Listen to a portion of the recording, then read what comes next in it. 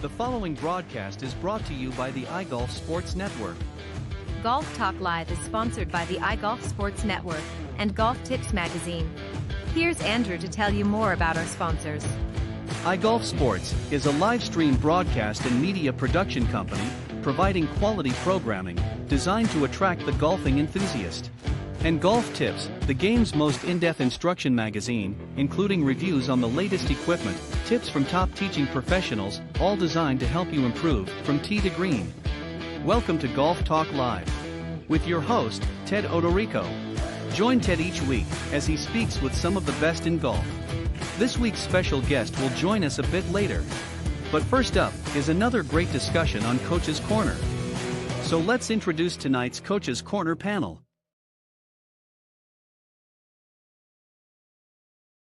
All right, welcome back, everybody. I'm super excited to have tonight's featured guest, Marcy Kamoda. He is the CEO and co-founder of Protoconcept Golf, and I'll tell you a little bit about him, and then we're going to get into tonight's featured discussion with my very special guest. Marcy Kamoda, as I said, is the CEO and co-founder of Protoconcept Golf. He's a trailblazer in the golf industry from Japan, has held the position of CEO since 2021. 3 years after the company's inception. His significant accomplishments in creating top-tier golf equipment, expanding international sales programs, crafting award-winning marketing campaigns, and forging successful collaborations have all led to his present position of leadership. His expert passion and expertise has culminated in a comprehensive Protoconcept Golf Tour program, which has been linked in numerous to 5 finishes, top 10 placements, and 5 professional tour victories in 2024 under Kamoda's guidance. Protoconcept Golf moved its corporate headquarters from Japan to North America. So we're going to talk to him about that and a little bit more. But Marcy, welcome to the show. Thank you. Thank you so much for the having time, and then it's good introductions. It's more than what I expected. Well, no. I'm always about interaction, so it's a pleasure and an honor to have you here, and I'm really excited to learn more. So what I'm going to do is do this. Yes, sir. Before we get into the more serious talk, I want to know a little bit more about you. So when was your first introduction to golf? Not as a professional, but as in the business, but just golf in general. When did you first start playing? When you were young, or when did you first sort of get introduced to the game? So I started to golf like when I was 10, 11 years old, and I'm just starting to play golf. And I have a really good passion towards the golf, but I'm not that good enough, as everyone else. And then I just really want to do something to the business in the golf. So when I graduate university here in the U.S., and I had an opportunity to bring like a golf manufacturer company from Japan, which was 14 Golf. And 2005, I started off in the U.S. and grow the business. And so that was my like business started, Right. like for that, yes. So at that point, so when you were playing, you said about 10 or 11 is when you started, and much like the rest of us, you came to realize that you were not going to be a professional tour player. So you 100%. Thought you'd do the next best thing, and you'd get into the golf business side of golf, yes. and do some way of giving back to the game that obviously you enjoy. So, yes, so in 2005, you brought a business over from Japan. And then at some point you met your partner, if you will, in Protoconcept. How did that come about? When did that start to develop, and how did that sort of come about? Give us a little bit of background on that. So during the COVID, 14 Golf decided to withdraw from the market. It was before the COVID.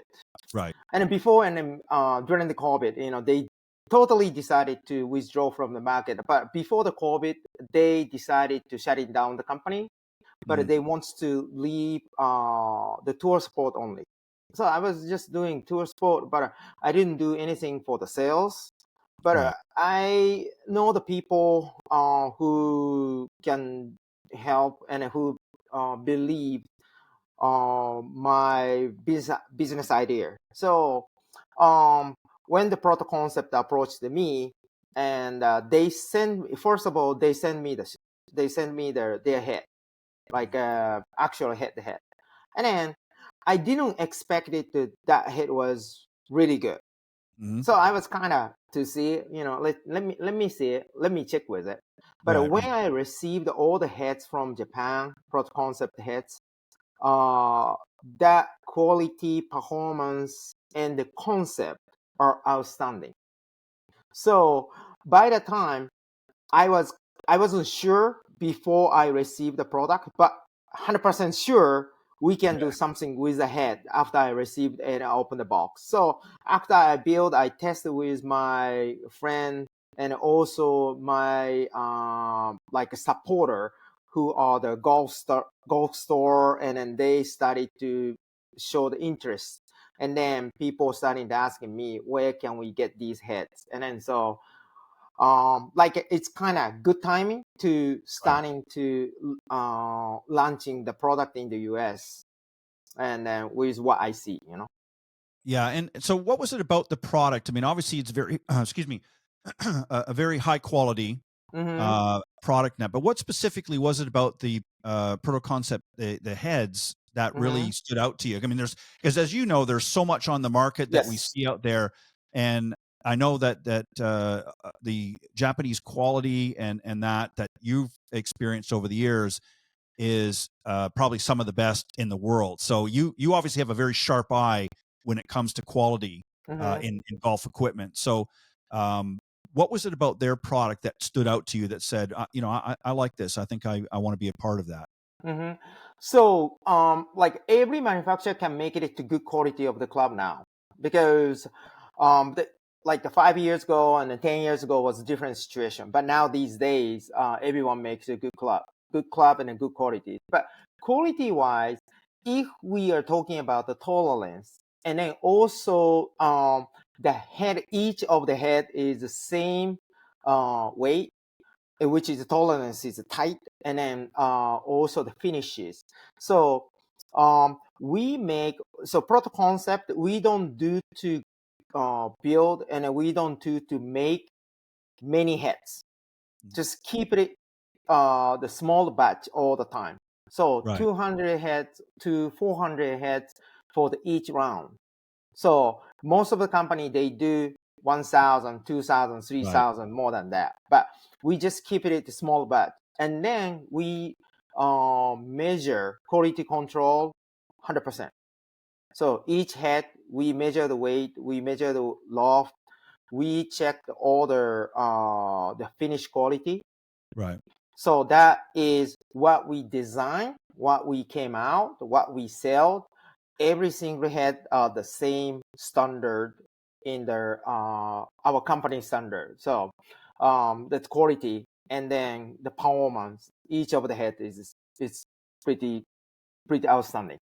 So what, if I understand you correctly, so what you're really saying is by producing it in smaller, more defined quantities, excuse me, Mm-hmm. quality stays consistent, because after a while, like if you have, as you said, if you have like 1,000 or 2,000, after a while the consistency starts to fade because the quality of the material, Yes. it's harder to spread it that Yeah. thin, if you will. Mm-hmm. So by keeping it with smaller batch numbers, that keeps the consistency Yes, sir. throughout the product, and that's Yeah. really what you were looking for, and that's what caught your eye. Yes, and Gotcha. and I just don't want to blame some other manufacturer, so I try You're to fine. use a nice word to describe. Right, But right, right. yes, you are 100% right, and it's kind of difficult to keep really good quality of the club if we produce and manufacture like 1,000, 2,000 Yeah. each time. Yeah, when you're So. Mhm. right, when you're doing high volumes like that, you're again, it's very hard to keep quality control at that point. And now I'm glad you pointed that out, because now I can use that as an excuse for my golf game, because I'm not using your product, so I can No, say, no, well, no, no, no, I must have got a big batch. no, I must no, have it at no. the end of the batch, so now I can It use is that a as match. my thing. So, but no, I'm glad you pointed that out, because that is very important, I think, for people to Yes, it is. understand. Mm-hmm. And again, you're dealing with, it's great to produce mass quantity, but at the same time, you want quality to be there. And if it's not there, then people are not getting the performance that they want. And in a game that requires you to be very consistent. If that quality is not consistent throughout the clubs, not just from one club, but throughout the whole set, if the heads Yes. are matching and then there's more consistency in your game overall. And that's what people Yes, want, sir. especially in golf. So I like how you Mm-hmm. put that. But I'm making a note here for when I go out and play the next time with my foursome, I'm going to use that as The excuse? that's right. I'm going to Yes, say but I should have been mhm. playing Protoconcept No, like clubs. it's good to try. Good to try. Right, right, What I say. exactly. So, Yeah, but because everyone comes down to the price wise, and then right. why is Protoconcept charging really higher than any other manufacturer? Because It's we keep premium. it small. Yes, yes, yes, sir.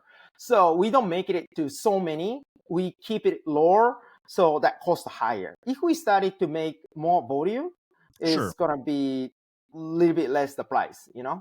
So. Well, and that's why, some of the big manufacturers, what's why they do that is they want to be able to get the price point down so they can hit Mhm. a wider audience. So that makes a lot of sense.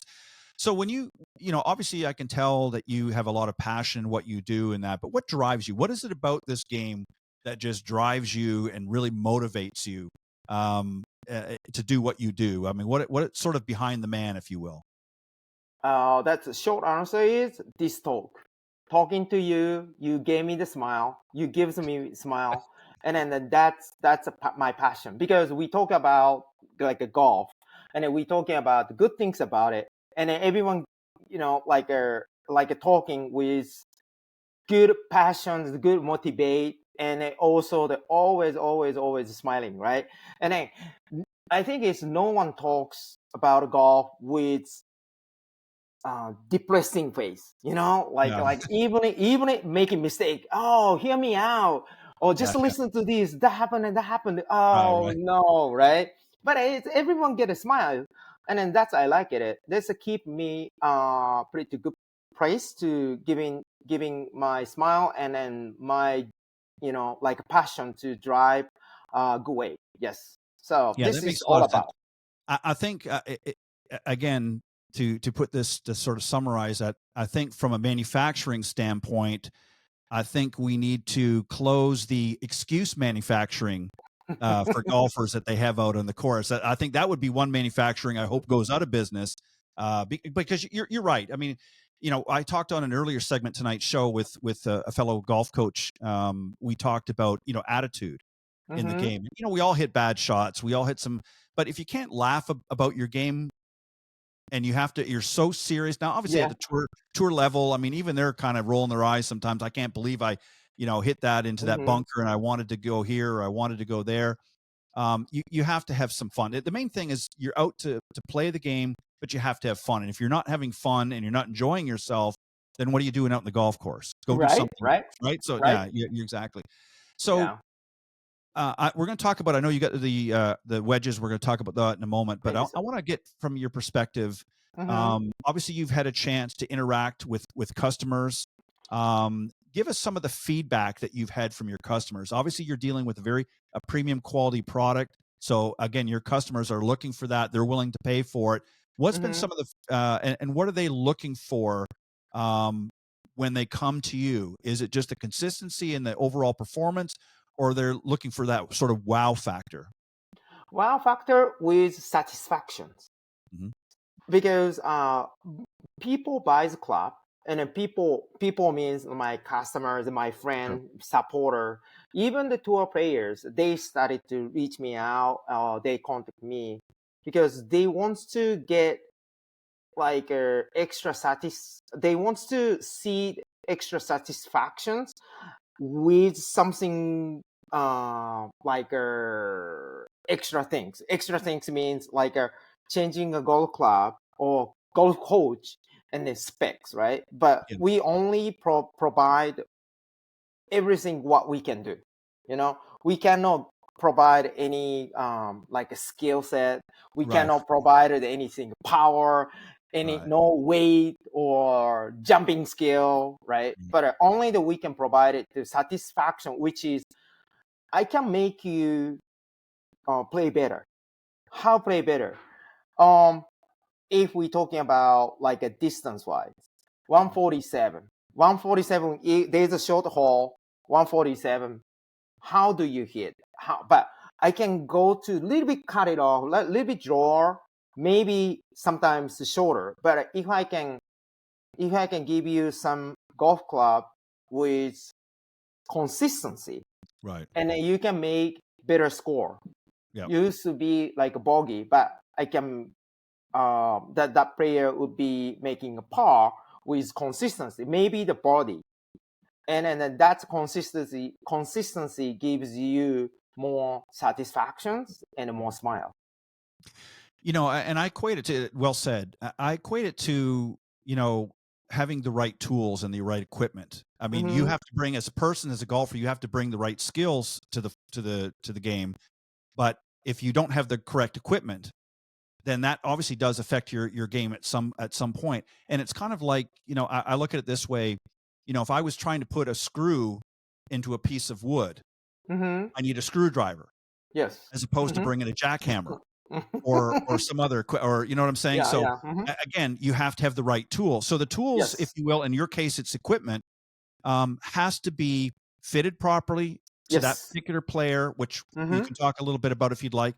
And that's what they're looking for. I mean, obviously aesthetics. Everybody wants to look down at that golf club and they want to say, I like the look, I like that. And obviously they want the feel, but it has to perform well and it has to be fitted properly for that individual. So talk a little bit about that. What's the process that your customers go through to make sure that they're getting the best fitted club for them? So under the many situations, what you described, that's happened to me many times. Because, for example, like a younger age of like a college student, college golfer, for example, they have their certain product from major manufacturers, but each hole they make mistake. Mistake means, oh, I cannot hit number 7. I cannot hit number 5. Or maybe my wedge distance is really inconsistent. Yep. And then check to the line loft or sink weight or specs from the the flex is inconsistently to show what he or she is supposed to have in the back. So I was talking to that player's parents one time. So, my daughter is playing with a big manufacturer golf club. This the golf club, I got it from LPGA player. Right. That's good. That's a good gift from one of the LPGA player. But my daughter cannot hit these golf clubs. I said, of course, because that golf club fit for LPGA player, certain LPGA player on the field. It's not for your daughter. So that means you punishing your daughter every time she goes to the tournament. Right. Because you believe the equipment, but you didn't believe your daughter's skill, right? Because basically, I got the Michael Jordan basketball shoes, but I cannot make it a point because I wear the size 9, but he wear the size 14 or whatever, right? I cannot jump it, I cannot walk because of the size is different. And then so I was talking to them about the fitting process, and then also that what's important in the a fitting golf club, because it's same as everything to be fit for you to be making better score. But I usually starting to talk to the players or parents, and I said I don't push to sell at all. Once you agree with me, I can sell the golf club to you. But if you don't want to, you don't need to purchase from me, because you can go to big box and purchase. So that is first ice break to approach. And then second, we are starting to the measure and then starting to talk about the play style, which is what you like, what you make mistake, how do you lose your score. So that is the next step. And then just try to make it to flex and then length and line loft And then, so there's a multi-step what I do to fitting. You know, that you raised some really great points, because I remember growing up, much like you, I played a little bit earlier than you, a few years earlier than you, but I remember, my father, cutting down clubs and, getting hand-me-downs, if you will. And, at that stage it was okay. But as I got older and got, more developed, I had to be, and we didn't have the technology that you have today for fitting and things. I mean, it was a little That's bit right. different. Yeah. Now it's so fine tuned. I mean, it's pretty hard to miss the mark. But what I like about what you just said is, who wouldn't? I would love to have Tiger Woods golf clubs. Yes. But but I don't have Everyone. Tiger. If I had Tiger Woods' game, to go with it and his abilities, that might be fine, and so forth. But you make a great point, because again, if you want, especially if you've got a college golf player, let's say they're playing for the men's or the women's team, whichever, doesn't matter. They're not going to play with a set of hand-me-down clubs and be successful out in the golf course if they're not fitted properly. So That's it's right. very important to make sure that they get out there, and make sure that the clubs are weighted properly for them, make sure the right lengths, the right flex. There's a million things that need to go through. And that's why I wanted to find out what some of the feedback, and that's a great point that you raised. So Appreciate it. how does that feedback, how does it affect future design and developments? So you're getting a lot of information from your customers. Does that then translate into, okay, I'm hearing a lot of this, or I'm hearing a lot of this from our customers, we need to pivot, or we may make adjustments because this seems to be an underlying issue, not an issue per se, but that in a bad way, but they're wanting to see more distance, or they're wanting to see more of this. Do you get a lot of that feedback, and then sort of, not water it, but go through it and say, here's where we need to make some changes moving forward?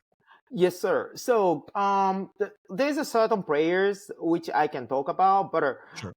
generally there's a two type of the players. So average Joe, everyday golfer, but it's even the everyday golfers, they played once a month Sure. or every week, right? So everyone want to get the distance Sure. or accuracy, but distance prefer, right? Yeah. So that is more towards to once a month average golfer. But if like to play every week, they don't need the distance, but they need the accuracy. Right. So they are more like to be narrow down to be aiming point what they want to hit it, Yep. instead of right 300 yards, right? Right. So that's a totally depends. So what I see now, they make subtle mistakes because the head make it bigger, and then most of the golf club get it easier. So that's depend on the what's players' perspective, and then what they wants to change, or what they want to see it. So that's kind of, I cannot give you certain answer to one directions. Sure. Right. No, right. No, I got it. there's a two different type of the It's a very players what broad I see. spectrum. Yeah, it's a very broad spectrum. I get it. Yeah, I just wanted to maybe just get a general overview, and I realize every golfer is different, and every level of golfer. I mean, obviously the tour levels, they've already got the distance, so they're not really needing per se a big push on the distance. They're more is obviously consistency and I think it goes back to the point you said earlier, is not so much inconsistency in striking the ball, but consistency in their equipment. They want to know when they pick up this club that this is feels the same as this club, even though it's got a different loft and lie angle. They want to have that feel. Yes. Because to them it's more about feel. It's not about hitting it 300 yards. They're already hitting it 300 yards, right? Is that right? You're 100% right. So right, because I'm talking most of the players when I speak with, I would say maybe you might lose your distance in the iron, but 5 irons goes to, if I say 8 iron, you used to hit 165, but with my spec, maybe you might hit it like 155. You might lose 10 yards, but like a window is gonna be smaller, and then mistake and then tolerance is gonna be tight, which is Right. mistaking the tolerance. So which one you like? And then because always if you want to hit it 145, 150, I can give you Saturn club, but it might be shorter. It might be shorter means you used to hit a number 8, but now you need to number 7. Right. But I give you better score, making I can give you the more better making score. Right. What you're doing basically is you might be trading a little bit of distance, but you're getting a tighter disbursement pattern. Yes, So disbursement pattern. I know that's what you were looking for, because that again, that goes to the consistency, because one of the things that we see with a lot of our amateurs is they're spraying it all over the golf course. 1 minute they're in the right rough, the next minute they're in the left Yes. rough, maybe in the trees next time, and they need to tighten that down. So really, I always say to a lot of my students, and have for years, is I would rather you hit it 150 yards straight Yes. and hitting it 200 yards and you're left, right, and all over the place. 100%. 100%. Right, I because agree with you. and that's what the tour players understand. I mean, again, obviously they're at a different level, but they're essentially, we're all human. We're the same thing. We want to play our best. We want to get out there. So they have to make sure that their equipment it fits them correctly, and it gives them the performance that they're looking for. And if you ask most tour players, if they can get a few extra yards out of it, great. But they're really looking for is they know that their accuracy has to be spot on, because it could be the difference of 10, 20, 100,000, $200,000 in an event if they're all over the place. So again, it comes down to what's the priority. So the tour players, their priority is more, they want that tight disbursement pattern. The amateur golfers, they just want to get more distance. Is that pretty accurate? It is, sir. And then also what the tour player wants to, and then they want to get an extra forgiveness, right? Sure. Under the certain pressure, because when we play golf, I'm the amateurs, and I played once a month, and if making body on the pad, I get the nervous, and then everyone does. But it's par pad is different feeling, and then bogey pad is make it easy to make it a bogey, right? But and then if you hit it down in the middle of the fairway, it's pretty good shot, and it comes to the like 120, 130 yard, and I try to make it to something a good shot, but making mistake. But if we have something forgiveness in the shot, which is head is easier to transaction to make it to contacting the ball, or something to be, I make it a cat, but it's cat, it doesn't go to right. It's gonna be little bit baby cat. Yep. It's helping it, making a better score, right? That is what we can provide extra forgiveness from the golf club. That's better score. In the end, everyone could be laughing it, right? Well, yeah, and from a player standpoint, and again, I'm talking amateur players. If I can make it so I'm only hitting it, 10 feet to the right as opposed to 20 feet, that's a big difference. That now it could be the difference of keeping me in play or not being in play. So yeah, that's a big factor. You mentioned, which is interesting, you mentioned, obviously consistency, and especially on those short shots. So let's talk about the R wedges. Oh, thank you. Yeah, let's talk about those. Those are pretty nice. So tell us about what you really like about those and how they're going to help players out there. So when we started to design the wedges, our new wedges, which called RR wedges,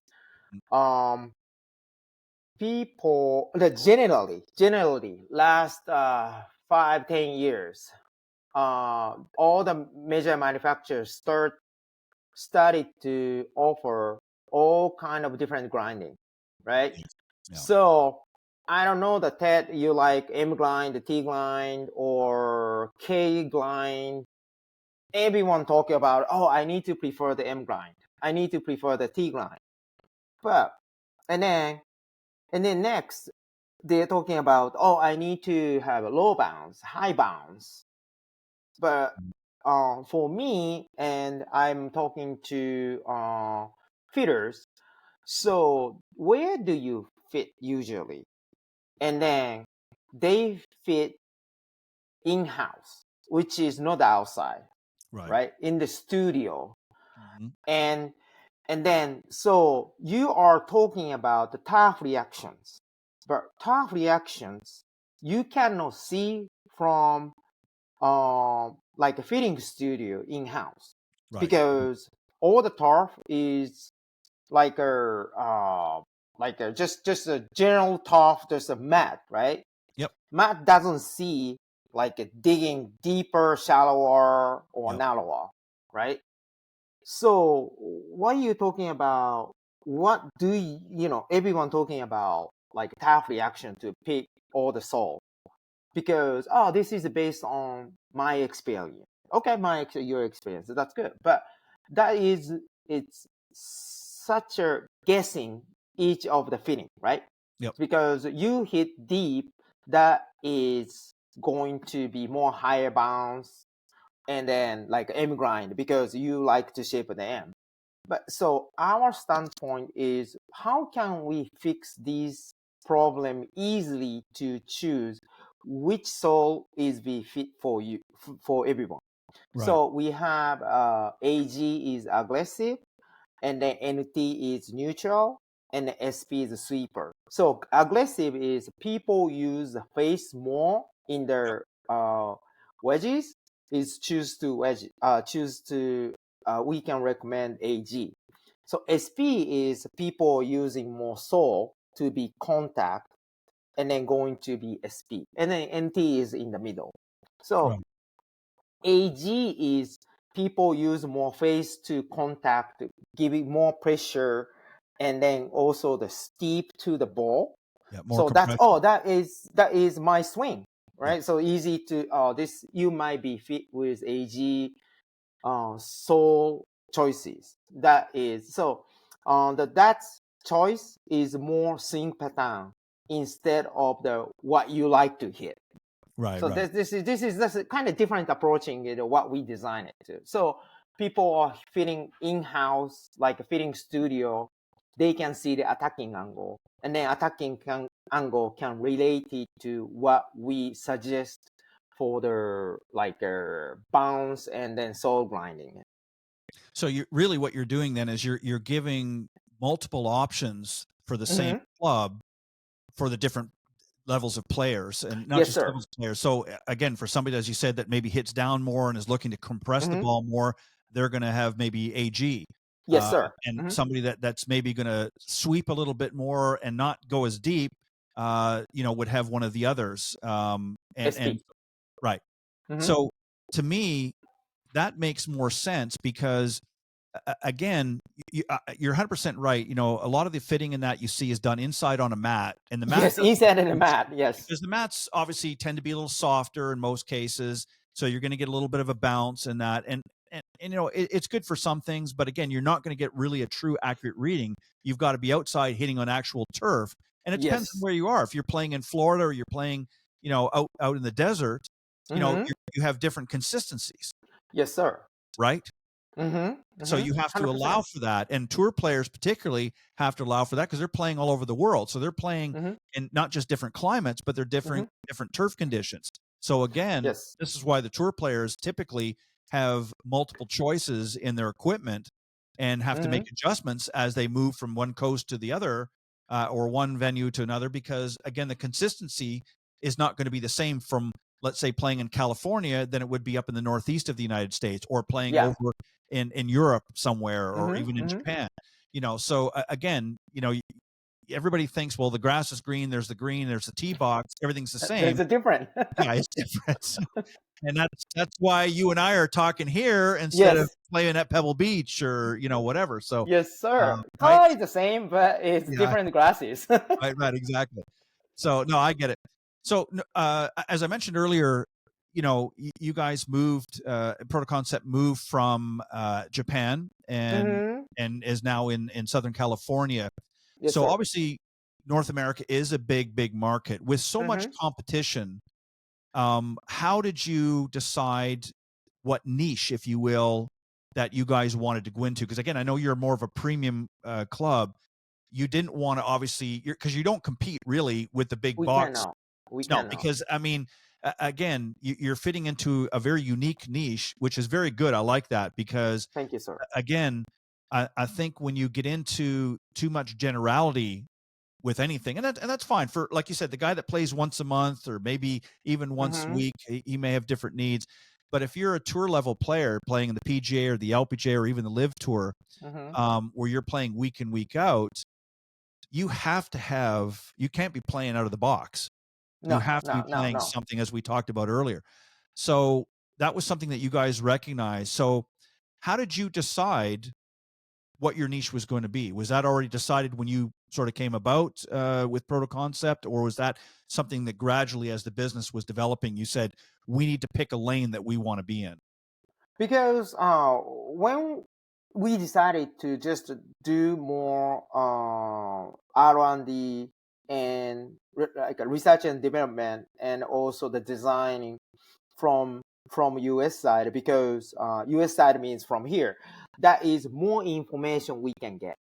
Because if we see good wedges and a good golf club, it's every golf club come out from here in the US. It's not used to be from Japan, used to be Sure. from like England, like a Schlesinger or Yeah. some other club, right? But Yeah. now what we see is every golf club came out from here. Callaway, TaylorMade, Titrace, Ping, right? And everyone play with them. Everyone, no, it's not 100%, but Sure. most of the player. So if we cannot compete with them, but we can get some sort of similar idea and similar information where we need to be. We need to be the same place, which is North America. And we go to Confetti Tour, we go to Live Tour, and we go to LPGA and try to get all the information to what they need, and then that needs to apply to our golf club design for the future. Yeah. That's the things we can do it, but we cannot do to mass product. We cannot do to No. have a big advertisement. But we know what they need to have, or what they expect to have, and which is help. And then help comes to the design, and then it's applied to what they want, what we can provide, and it's good golf club, right? So that's the reason is we are here now, you know. Well, and I think it gives you a uniqueness because, again, and I don't say this as a criticism to some of the bigger companies, but what I often see with the bigger companies is that, again, that sort of a very broad approach to the game.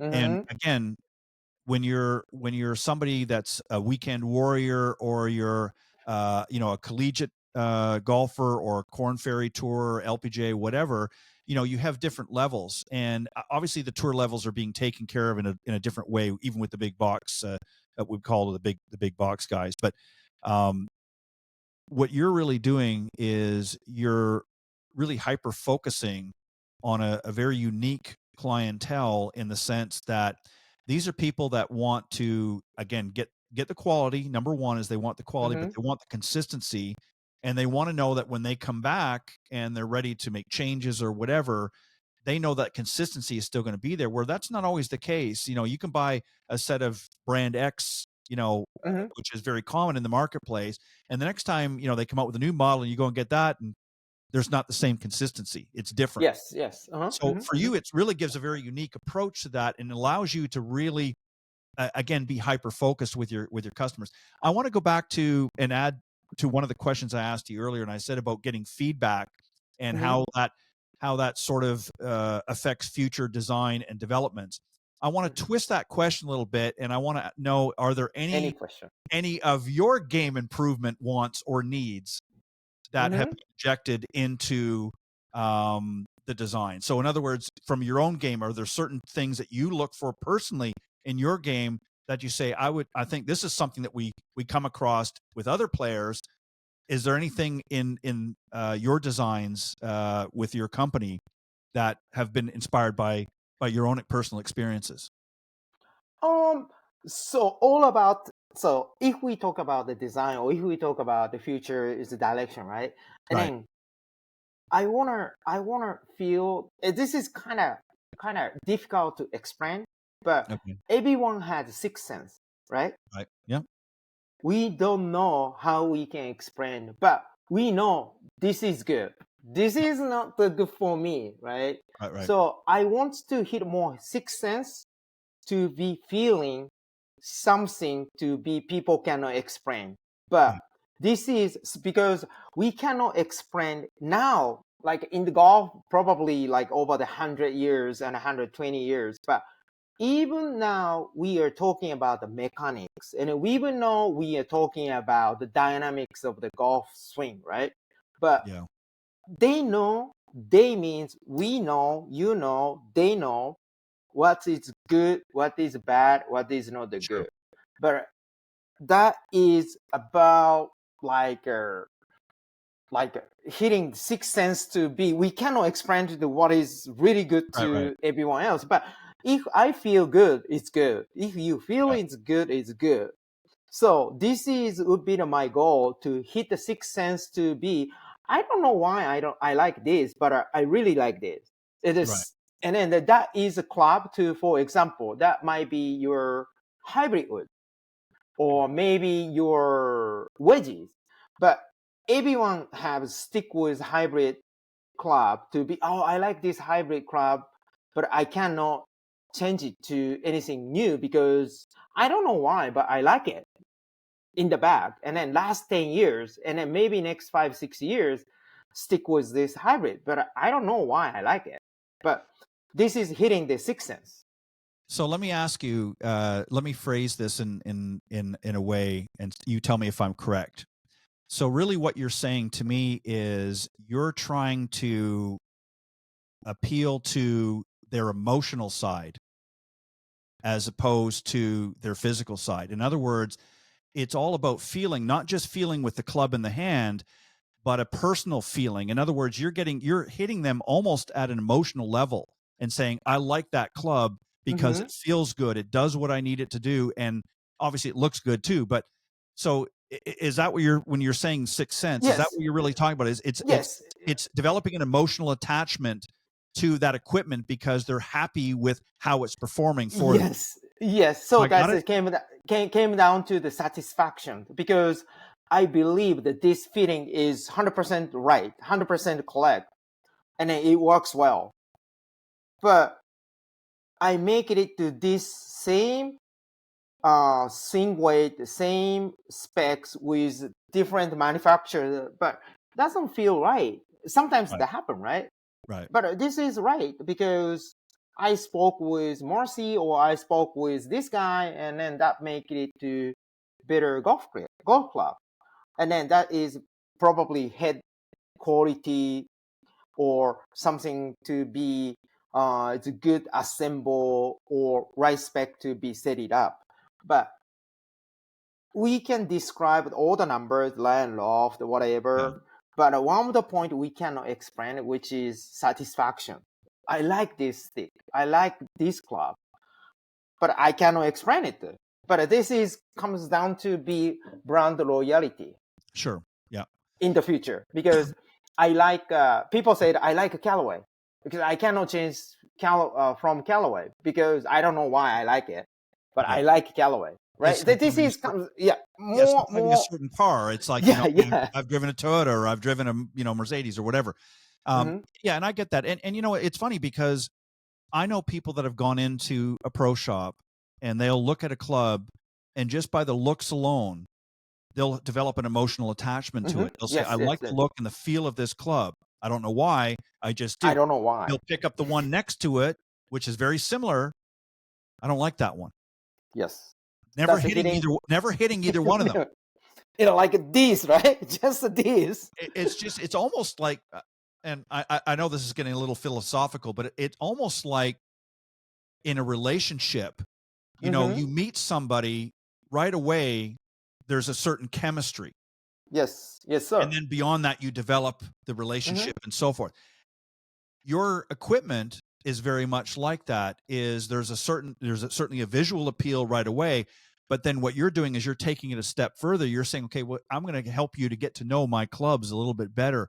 I'm going to find out what it is that you're looking for, what you need, and how I can best provide that to you, Yes. so Yes, that when sir. you go away from here, it's not just, hey, you got a great looking set of clubs.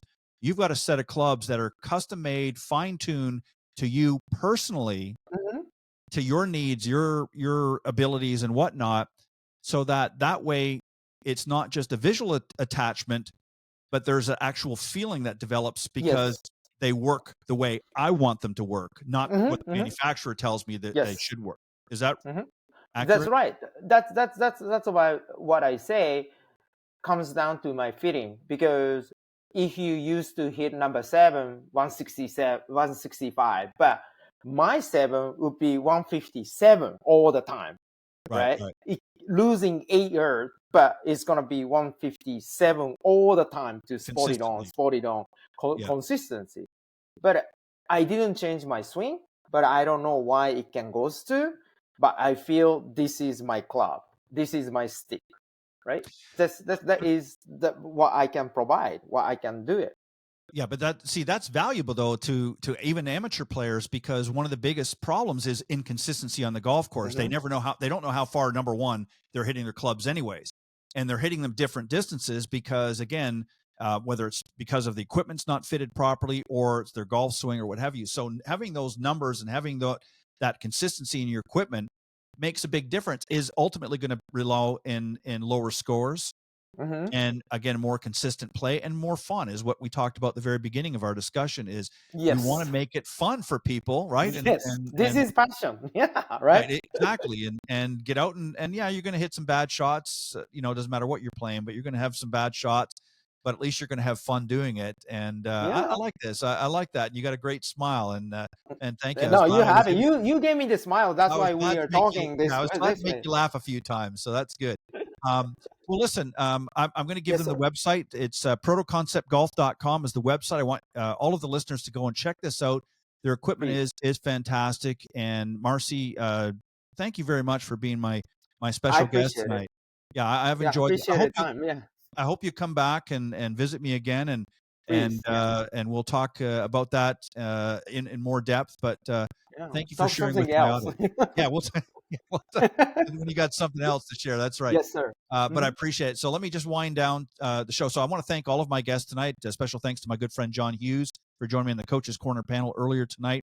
And then also a very special thanks to my featured guest tonight, Marcy Kamoda from Protoconcept Golf. Thank you very much. And again, go to the website, protoconceptgolf.com. And again, thank you for tuning in tonight into the broadcast. And I will see you next week right here on Golf Talk Live. God bless everybody and have a great weekend. Thanks for joining us. We hope you enjoyed this week's broadcast of Golf Talk Live. We'd like to thank this week's Coaches Corner panel, and a special thank you to tonight's guest. Remember to join Ted every Thursday from 6 to 8 p.m. Central on Golf Talk Live. And be sure to follow Ted on Facebook, Twitter, and Instagram.